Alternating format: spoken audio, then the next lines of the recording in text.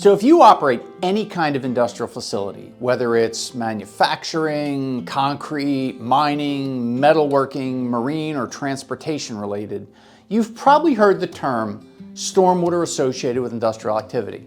It sounds pretty straightforward, but in the world of environmental compliance, it's one of the most important phrases you'll ever need to understand. Hey there, I'm Doug Ruhlin from RMA, your environmental experts.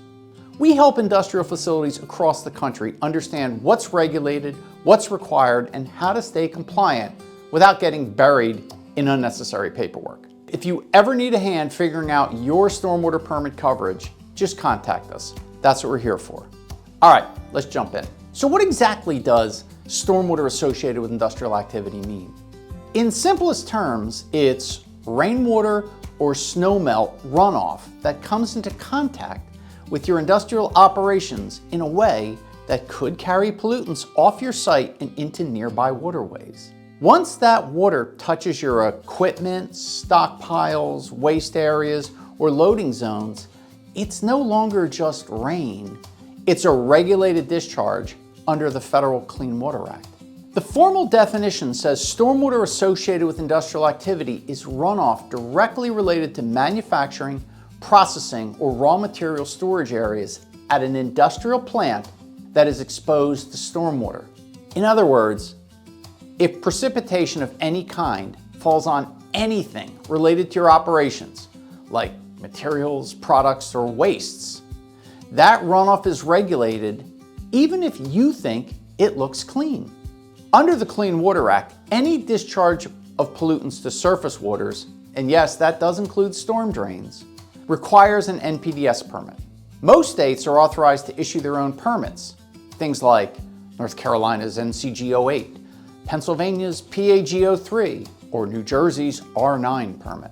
If stormwater runs off areas used for fueling, maintenance, storage, loading, or waste handling, it's considered stormwater associated with industrial activity and needs coverage under an industrial stormwater permit.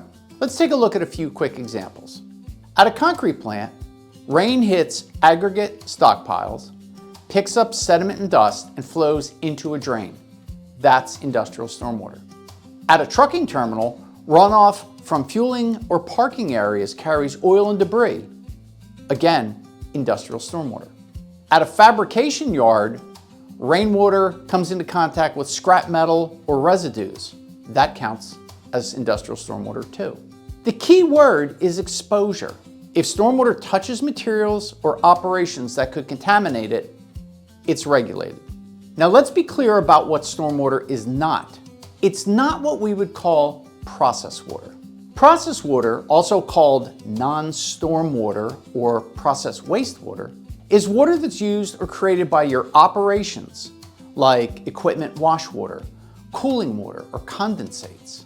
It's regulated differently and usually requires its own NPDES permit unless your stormwater permit specifically allows it. A simple way to tell the difference is what we call the dry day test. If water is being discharged on a dry day when it isn't raining, it's not stormwater. It's process water. Now, why does all this matter? Because stormwater isn't just water running off your site. It's a potential source of pollution. Runoff from industrial areas can carry oils, metals, sediment, and chemicals into waterways and storm drains. That's why industrial stormwater permits require best management practices like good housekeeping, spill prevention, and regular inspections to keep your discharges clean and compliant.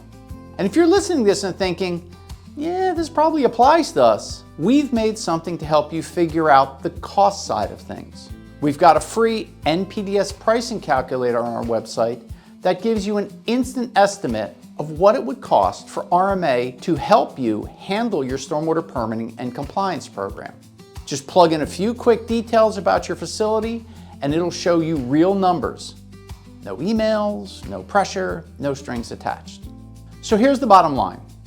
Stormwater associated with industrial activity is any rain or melted snow that runs off and comes into contact with your operations or materials. and it's regulated under the Clean Water Act's NPDES program, which might be called something different in your particular state. If your site stores materials outdoors, loads or unloads equipment, or performs maintenance or fueling activities, you likely need permit coverage. At RMA, we help facilities determine what qualifies, what permits apply, and how to stay compliant without the confusion. So if you're not sure whether your site's runoff is regulated, don't guess. Contact us here at RMA and we'll help you get it right from the start.